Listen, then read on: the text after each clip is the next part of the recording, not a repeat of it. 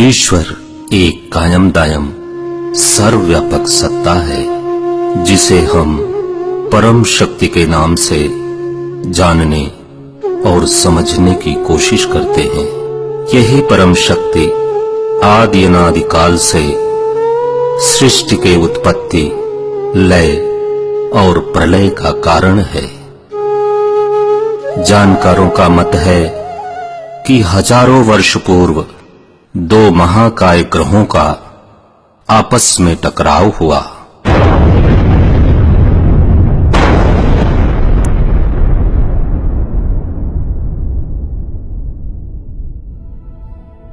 और इसी टकराव के परिणाम स्वरूप हमारे सौर मंडल की उत्पत्ति हुई।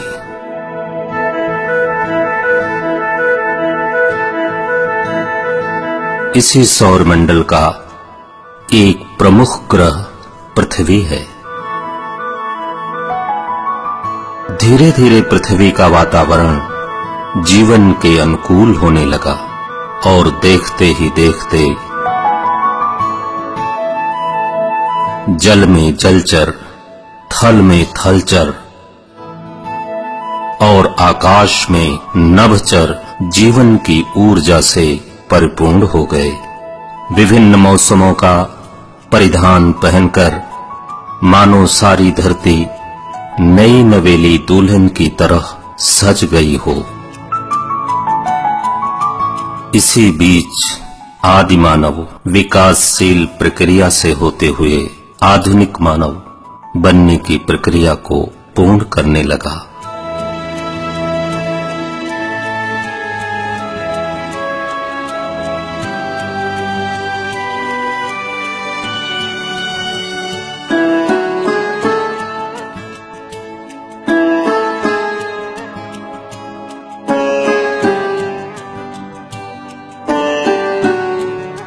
इंसान की खासियत थी उसका सक्षम शरीर और उसकी बुद्धि तथा विवेक। अपनी सोच और समझ के बल पर इंसान ने कई खोज और आविष्कारों को जन्म दिया। साथ साथ यह महसूस करता रहा कि कोई महाशक्ति है जो इस ब्रह्मांड का निर्माण करके उसे जीवनदायी ऊर्जा से गतिशील बनाए हुए है। ईश्वर के प्रति अनुराग जब तक ब्रह्म ज्ञान के प्रकाश से युक्त होकर ईश्वर की तरफ नहीं बढ़ता, तब तक भ्रमों के अंधकार में भटकता रहता है। इसलिए जगत को संतुलन देने के लिए इस निराकार महाशक्ति ने भिन्न भिन्न गुरु, पीर, पैगंबरों के रूप में अवतार लेकर सत्य, प्रेम, अहिंसा का प्रचार प्रसार करते हुए मानव मन को सुंदर बनाने की कोशिश की। लेकिन मानव की विडंबना यह रही कि वह इन तमाम रब्बी पुरुषों की शिक्षाओं को दरकिनार करते हुए उन तमाम रब्बी पुरुषों के नामों पर ही तकरार और टकराव करने लगा। धर्म, जिसका मुख्य कार्य ही जोड़ना होता है, जब वही धर्म तोड़ने का कार्य करने लग जाए तो फिर उसके परिणाम स्वरूप सृष्टि का जो नुकसान होता है उसकी भरपाई करने में सतगुरु के सिवा कोई भी सक्षम नहीं है। सतगुरु ने जब देखा कि आदमी धर्म के नाम पर मरने मारने पर उतारू है, फिर धर्म के उत्थान के लिए सतगुरु ने मानवतावादी विचारों से युक्त कुछ लोगों का एक समूह बनाया और उन्हें एकत्व का उपदेश प्रदान किया। हाँ, वही एकत्व का संदेश जिसे त्रेता युग में भगवान श्री राम ने दिया कि सब मम प्रिय सब मम उपजाए, सबसे अधिक मनुज मोहि भाए। और भगवान श्री कृष्ण ने भी द्वापर युग में मानवता के उत्थान हेतु ये भाव प्रकट किए कि जो मुझे सर्वत्र देखता है और सभी में मुझे देखता है, वह मुझ में है और मैं उसमें हूँ। अर्थात उसमें और मुझ में कोई भेद नहीं है। और बाबा नानक जी ने भी इसी एक प्रभु परम पिता परमात्मा के द्वारा जनमानस में एकत्व उत्पन्न करने का सुंदर प्रयास किया।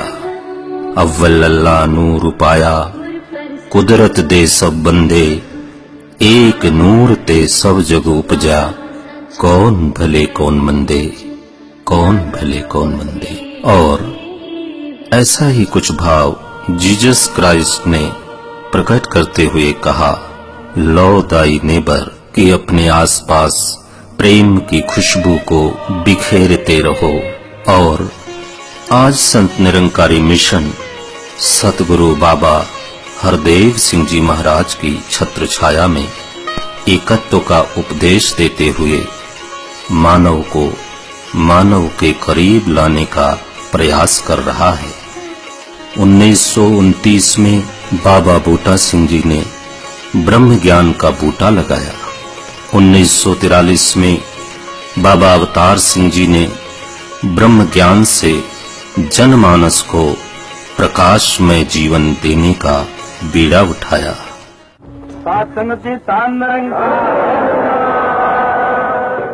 फिर 1962 में बाबा गुरबचन सिंह जी ने मिशन की बागडोर अपने हाथों में थाम ली और 1980 में बाबा गुरबचन सिंह जी के उपरांत सतगुरु बाबा हरदेव सिंह जी महाराज की कृपा दृष्टि से यह ज्ञान का बूटा अब वृक्ष बनकर संपूर्ण धरा को शीतलता व छांव प्रदान करने की कोशिश कर रहा है। संतों महात्माओं के, गुरु पीर पैगंबरों की जो शिक्षाएं हैं वो बहुत महत्व रखती हैं। चाहे सतयुग, त्रेता, द्वापर, कलयुग, चाहे हजरत ईसा मसीह जी, लॉर्ड जीसस क्राइस्ट, और लॉर्ड कृष्णा, और प्रॉफिट मोहम्मद, और श्री गुरु नानक देव जी महाराज, और राम जी, और various other saints and sages who have been coming on the scene of this earth. They all tried, and the message is eternal. इस रूप में जिसमें सबका भला है, इसकी यूनिवर्सैलिटी एस्टेब्लिश हो, ये चाहत ये सज्जनों की होती है। ये सही मायनों में जो एक धर्म को सही मायनों में अपनाने वाले हैं, उनकी चाहत होती है कि इस प्रकार से ये फिनोमेनन, ये यूनिवर्सली एस्टेब्लिश हो जाए।